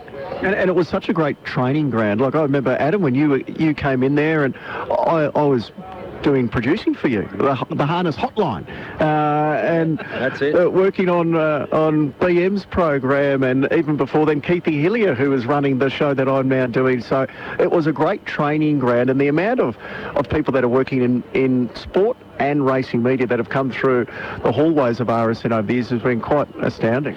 Yeah, absolutely. I got my start in it through another guy who played a massive role in it, probably hasn't been talked a lot, the late, great Ian McEwen.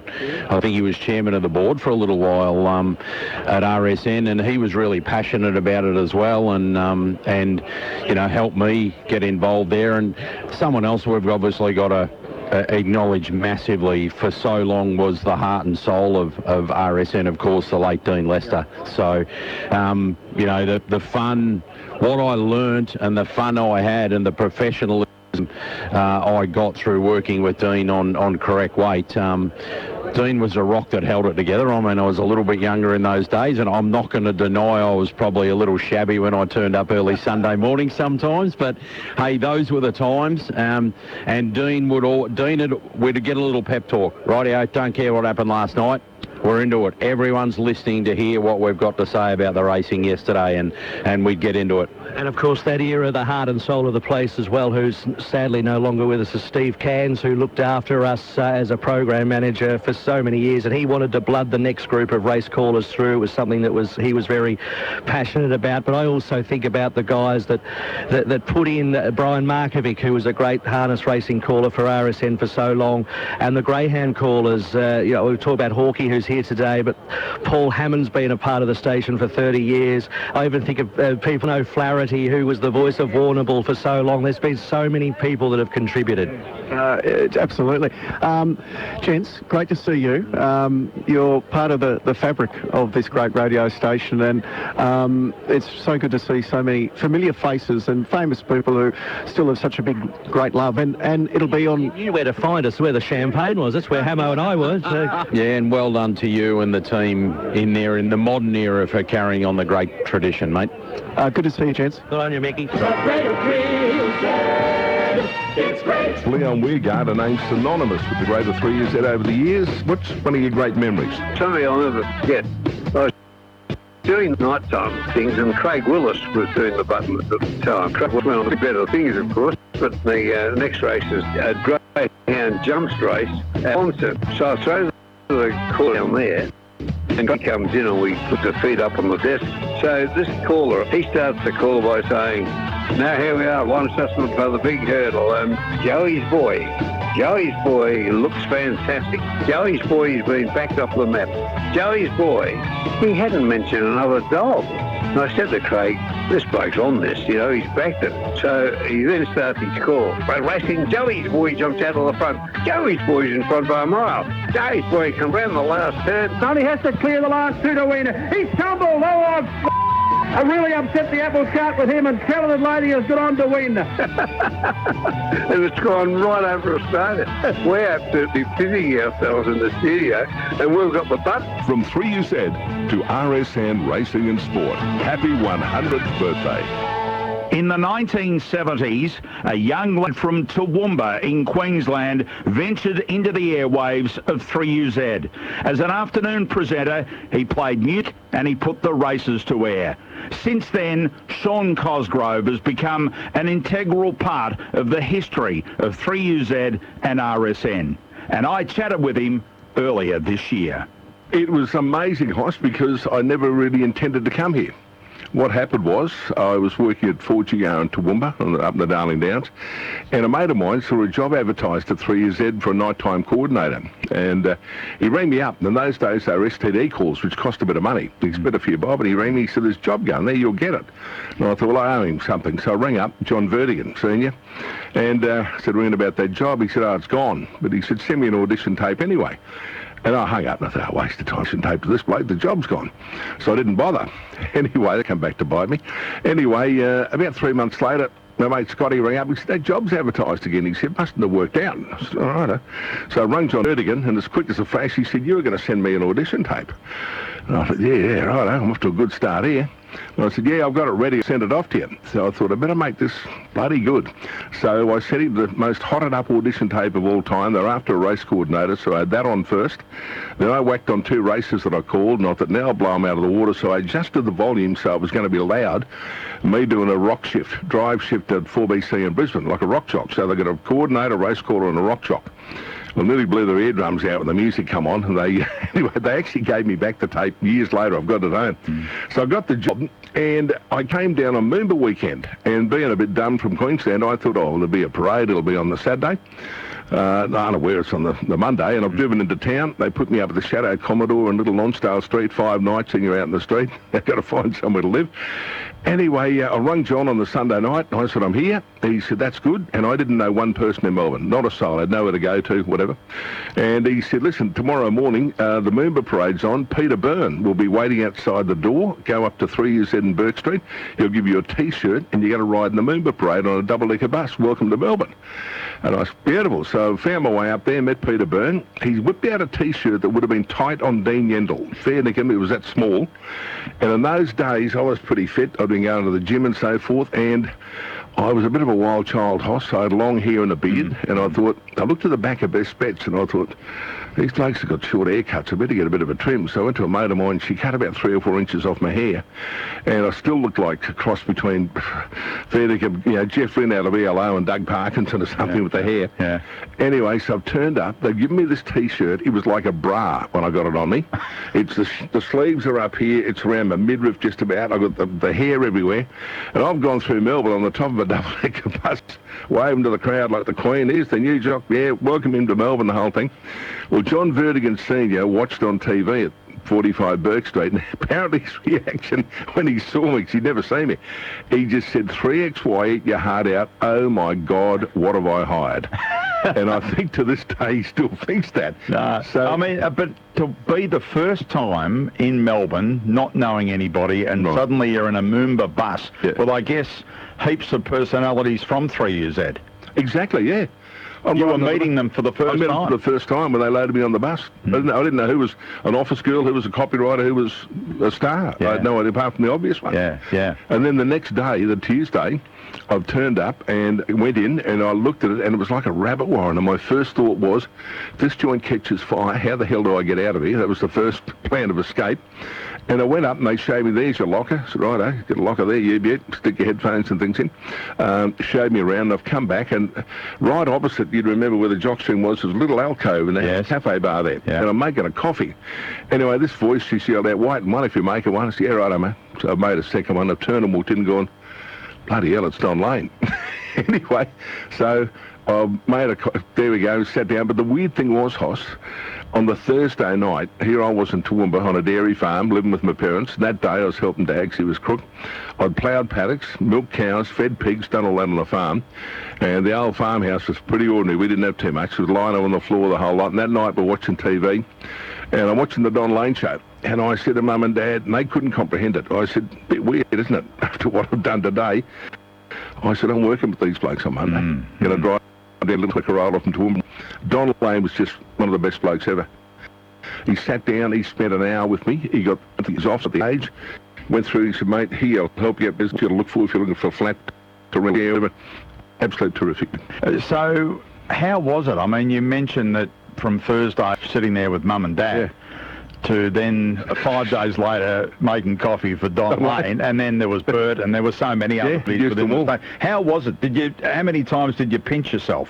I did. I just kept thinking to myself, this can't be real. This is just not real, because I'd worked in Toowoomba, TV and radio. I went to Brisbane briefly, hated that, and pulled a pin, went back.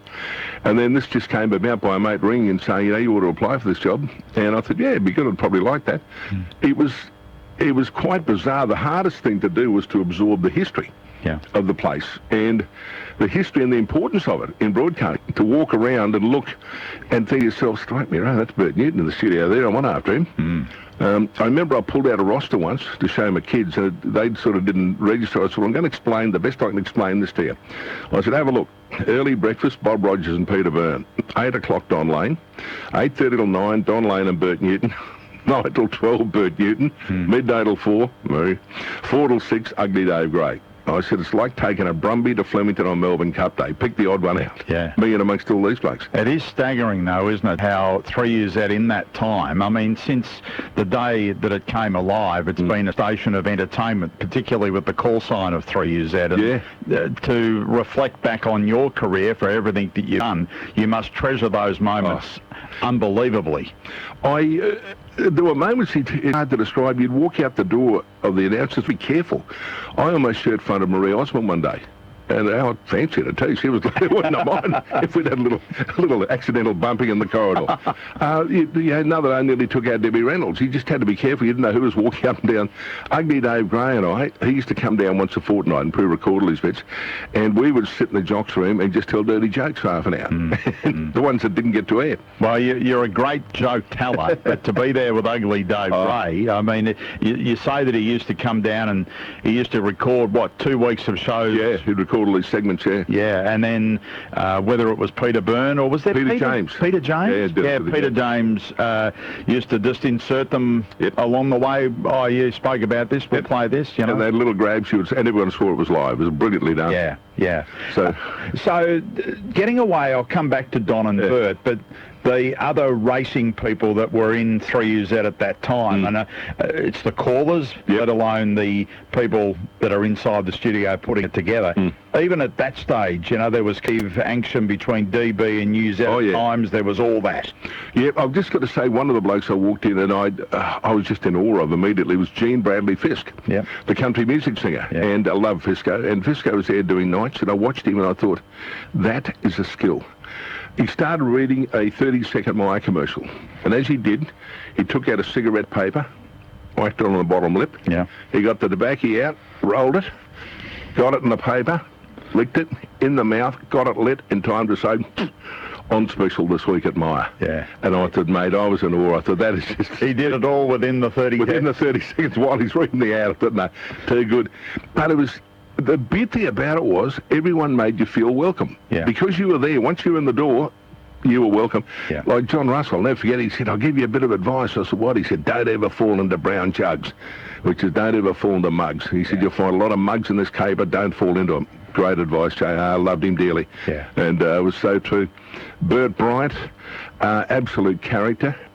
He was just a beautiful man, lovely man. There'll be many of the RSN listeners that may not have ever heard Bert Bryant as a race caller, but we had in Melbourne, on the grader, we had Bert, and you had Bill Collins, the Acura one on 3DB, and it depended really what you wanted to listen to. He was an entertainer, Bert Bryant. I thought Bill often called a bit slower sometimes and was just this genuine accuracy. Bert was an entertainer. I mean, he was funny. But I tell you what, Bert was accurate too. I get goosebumps now, and I do every time I think of this.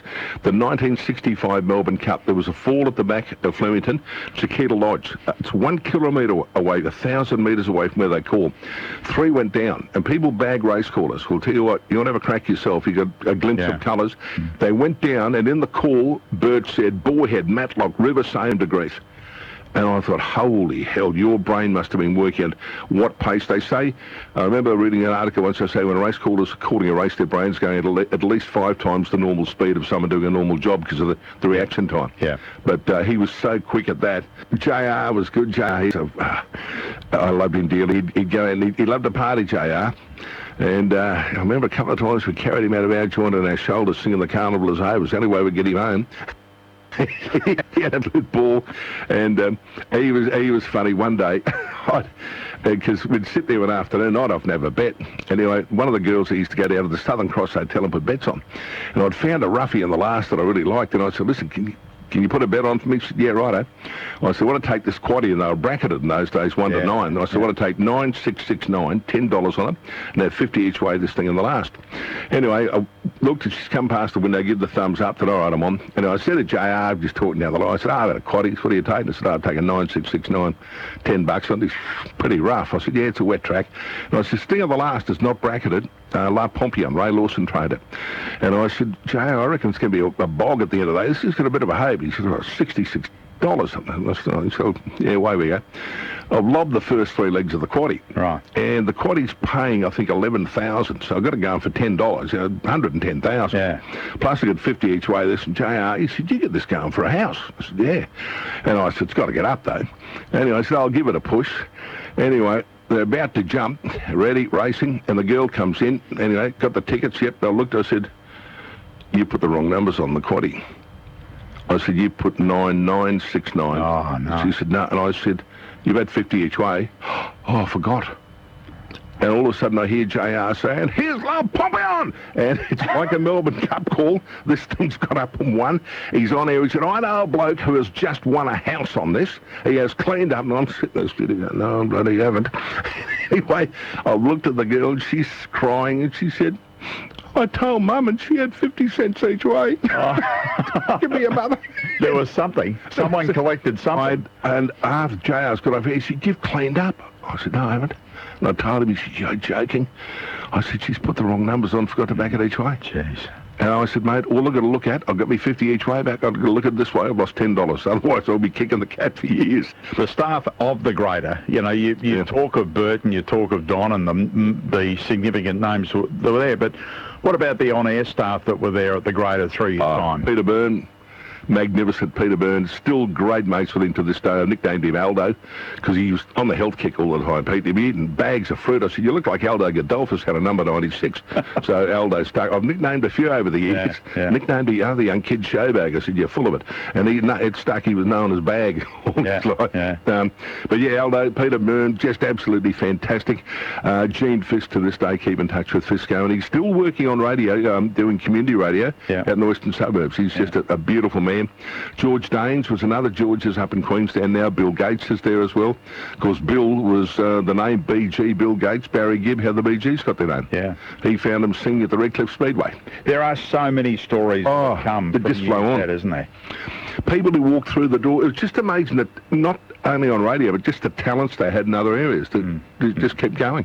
You mentioned Bert Bryant before. I want to bring up a show. We've all tried to do different shows at different times, but I think it was a Friday night. Relate Maury Kavanagh. Was it Maury? Yeah, there was Maury. Jack Ailing? Yeah, well, there used to be, they'd pre-record on a Friday a show to go to air on a Saturday, but Saturday morning I used to do sports call with Maury Kavanagh and Jack Ailing. Yeah.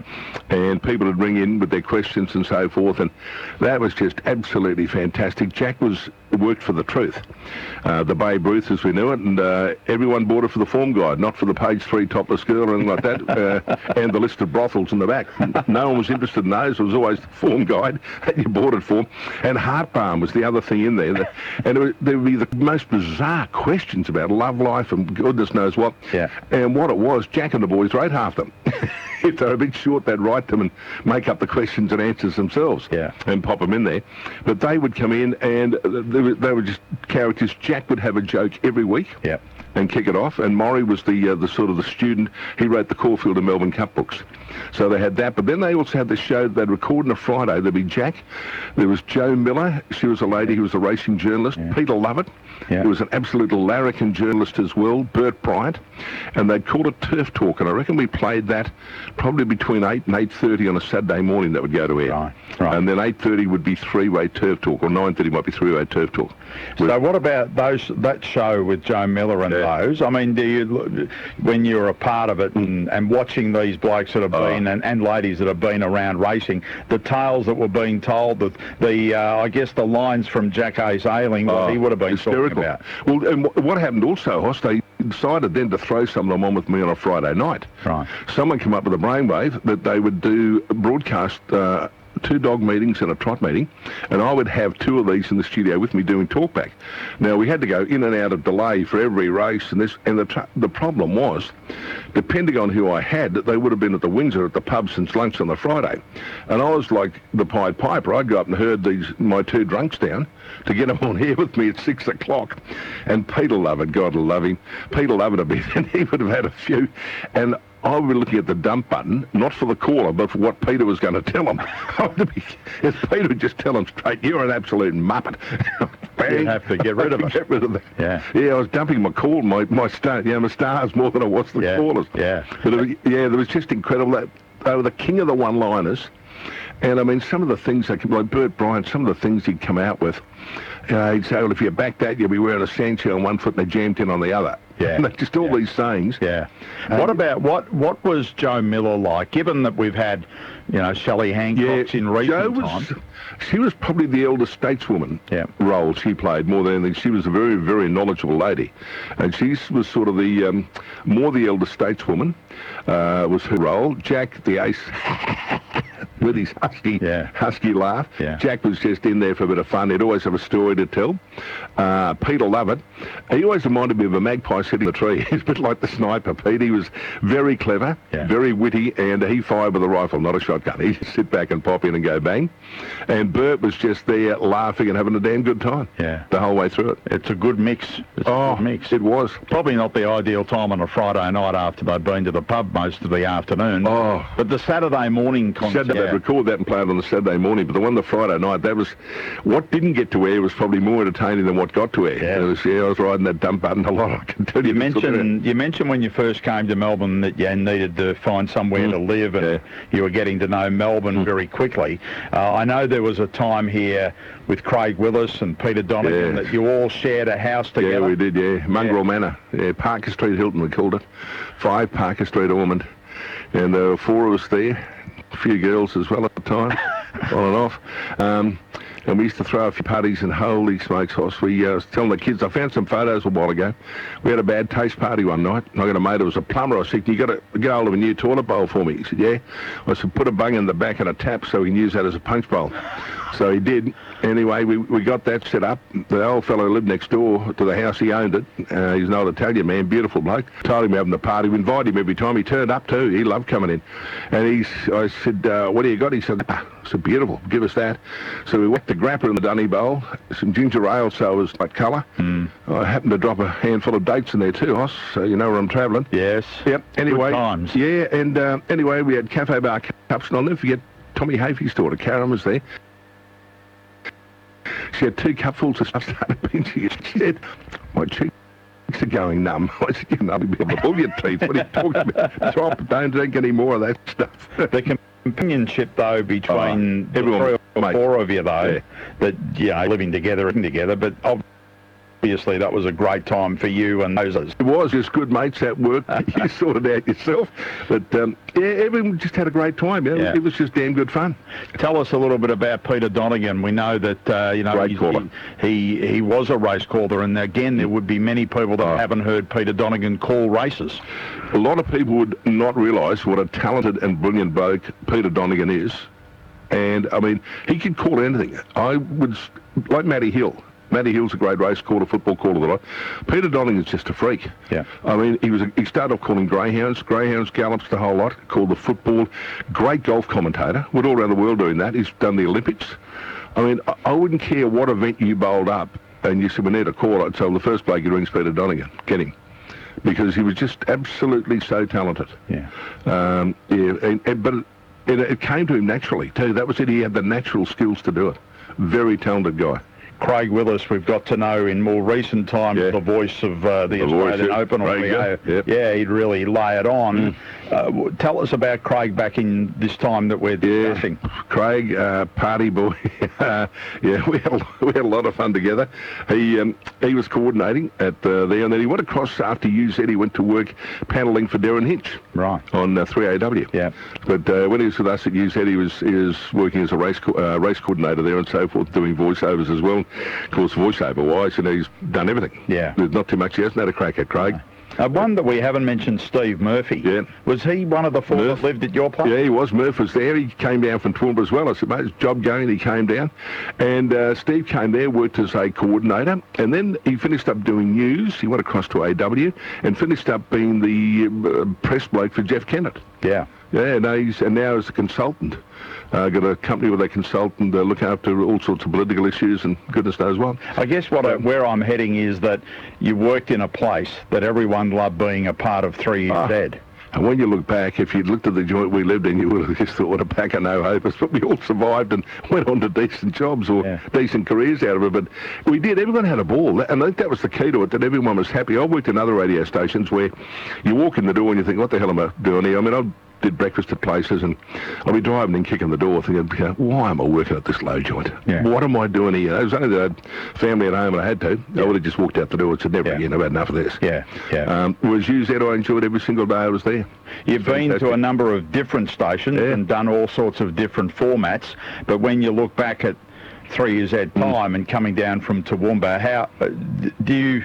I mean, I know that you live for the day, like today, you live the moment, but when you look back and think, gee, how special was UZ? Yeah, I still do. I mean, the going on air for the, in the 3UZ studios at 45 Burke Street, I've got to tell you, that was special. It really was, and I don't say that lightly, because every time you walked in, it's like Channel 9. And you worked at Channel 9, was around there, Price was Right for 12 and a half years, whatever. You'd walk in and you'd see photographs on the wall, an old building, and you looked and thought, this has not only got history, it's breathing history when you walked in there. And you looked and thought, my God, who's spoken into this microphone? Who has used this? Who sat in this chair? Who sat opposite?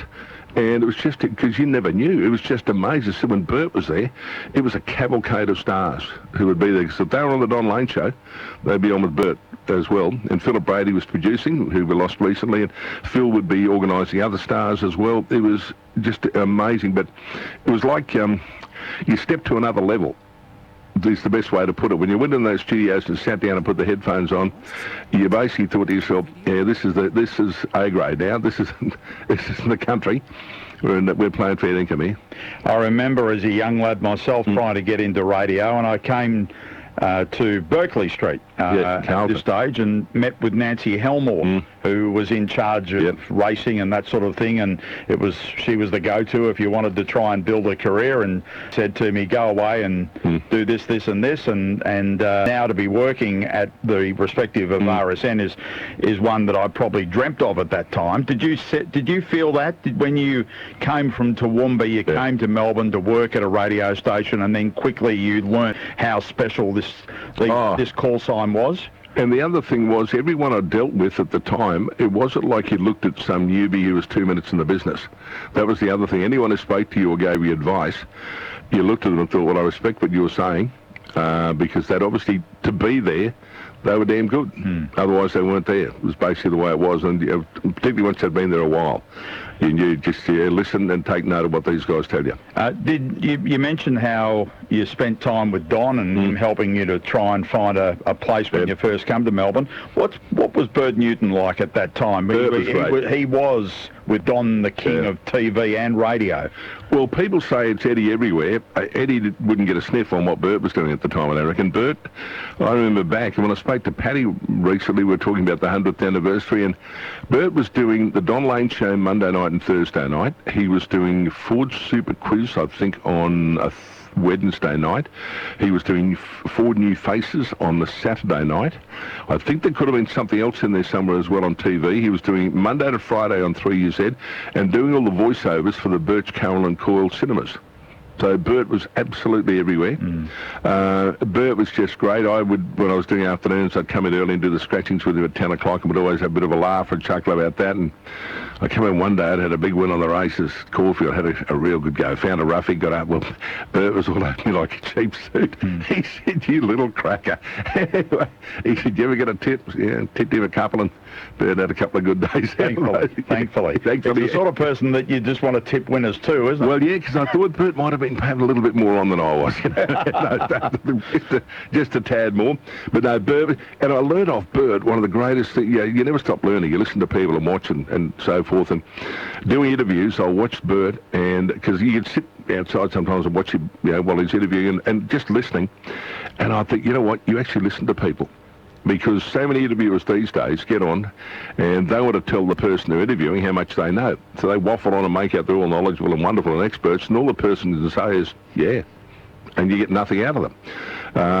So I used to watch Bert, and Bert would draw it out of them and let them go. And the other good thing he does, which I've stolen of him, when people would stop talking, Bert wouldn't answer for about a second. Yeah. Because often they get nervous and they keep going. And that was the best part of the interview, what they said then. Yeah, they were unsure, and they sort of went to I better keep talking. Yeah, and you get a big part out of them. They give you something that they weren't going to give you. But he was just a genius. And the other thing was, like, he'd have Debbie Reynolds on one day, Demis Roussos the next, Marie Osmond the day after, then he'd be hitting into one of the politicians and having a crack at them. So a total cross-section. So in reflection, at some stage you're going to come towards the end of your radio career. At some stage, Sean, I don't know when that's going to be, because it might be now.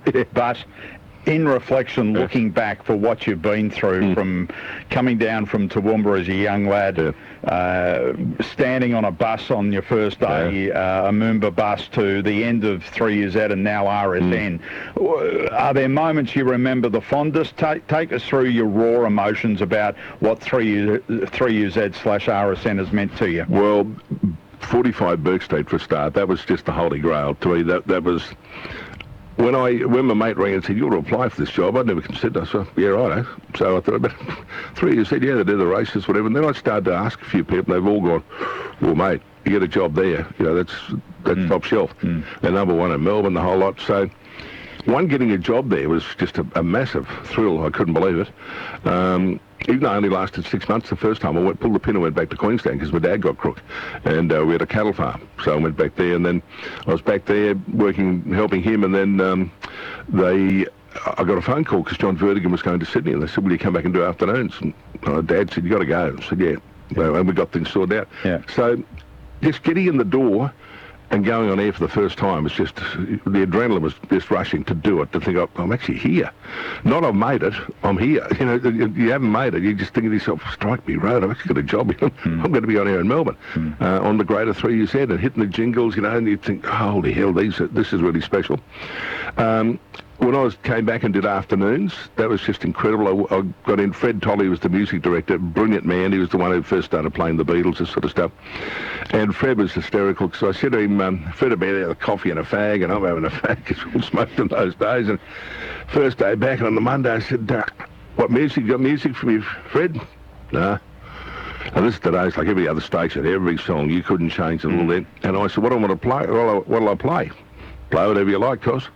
He said, "If you don't know what to play by now, we shouldn't have hired you." And I thought, what a great... He just basically give freedom, you get loyalty. Anyway, I said... But he did create, you mentioned the Beatles, but there were so many locals that they went to him, and if he put them on, they were hits. If Fred would come in on a Friday after he'd been to the Windsor for lunch, and he'd come out with about 4 or 5 cards, just put them on the desk, and I was doing after, he'd say, "Give him a run today, cos play whatever you like." So, "Yeah, righto, Fred." Every one of those, when I played them, I'm not lying, the switchboard would light up. What's that song? Now, they may not have been a hit, because we didn't make hits being a racing station, but whenever we played one of those songs, I'm not kidding, the switch would just light up. People say, they'd react straight away. He just said, play whatever you like. And I said, right. I said, we've got a format. And he looked at me like I had 3 heads. Format? Just bang whatever. If you get the race, you fit around that. Right. We never had a blue. I just go and get stuff and play it. And Fred go, just whack him back here later so we know what you played. And that was it. Simple as that. There have been so many that have gone through, particularly the 3UZ days, but one thing that has lasted forever is the 3UZ jingle. And you made reference to them just then about they are an institution. Even now in our 100th celebrations we're playing them, and you think, how good are they? They were wonderful. Boom, the greater 3UZ. And there was the greater 3UZ. I can't sing, but they were just, they were so well done. I think they could have done in America or somewhere. They were brilliantly done, the arrangement of them, the vocals. And again, when you heard them, and you hear them now, they're timeless. You could run them out today and they will still sound just as good as they were then. They were like a hit record when you played them. They just, and the other thing is, as a kid from Queensland, I was only in my early 20s, hitting the button and playing them, bloody hell, it felt good. You look and think, I grew up as a scrubber on a dairy farm, shy as anything, failed HSC, year 2 young at school, should have been kept back, everything going wrong, and finished up the greater 3UZ, and you look and pinch yourself and think, I can't believe this. Been an honour to talk to you, Sean, about many of your moments at the greater 3UZ and RSN, but particularly the UZ Touch, because it was such a special time to be entertained as a listener and to follow them. You've been a big portion of that along the way in different times, and now, of course, you do work at RSN, so you should be very proud, particularly your knowledge and just being a part of the greater 3UZ. Yeah, well, I've got to say, Hoss, it is the highlight. I mean, I can't believe that I've survived in Melbourne as long as I can. I mean, in this industry, often you go through more stations than the Southern Aurora, and you got to survive, you've got to go all over the country, but, I came here in 76, and I'm still here nearly 50 years later. That surprises me, and probably surprise other people too, don't worry. I've for probably 20 years on Gold FM and 3MP and Magic and God knows what all over the place, but the highlight still is just the greater 3UZ, 45 Burke Street, when kicked off there. Every day you walked in the door, that was just absolutely special, and the back door I looked for in case there was a fire.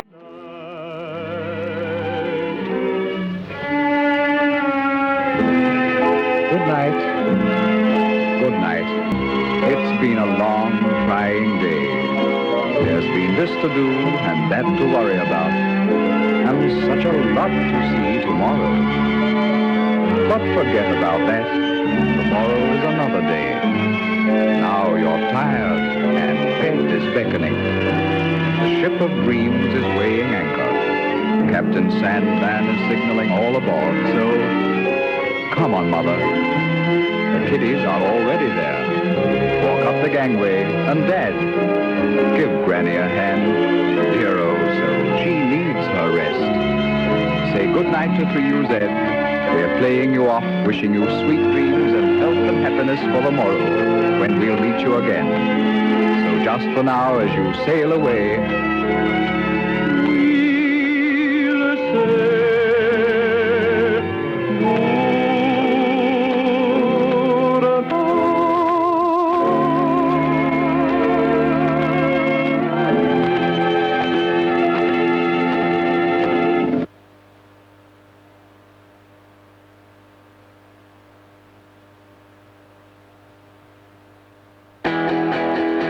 live on the RSN network, streaming live on rsn.net.au.